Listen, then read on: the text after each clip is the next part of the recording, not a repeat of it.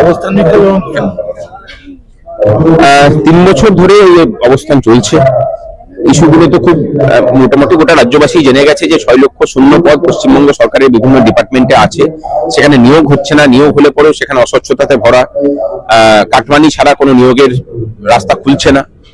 যেখানে একটা দিকে দেখছি যে বিভিন্ন রাজ্য সরকারি নিয়োগের ক্ষেত্রে দরজাগুলোকে উন্মুক্ত করছে, সেখানে পশ্চিমবঙ্গে সেই দরজাগুলোকে বন্ধ করার, কতদিন বন্ধ করে রাখা যায় সেই প্রচেষ্টাতে তারা রত আছেন।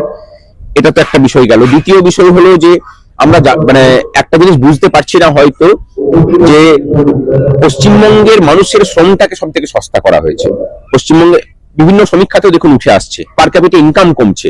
এর অন্য কিছু কারণ নয়, মানুষের, সাধারণ মানুষের হাতে যে মানে সরকারি অর্থের যে যোগান থাকা প্রয়োজন সেটা হচ্ছে না, এবং তার একটা বড় কারণ হচ্ছে যে ডিএ সঠিক সময়ে এবং সঠিক পরিমাণে না দেওয়া।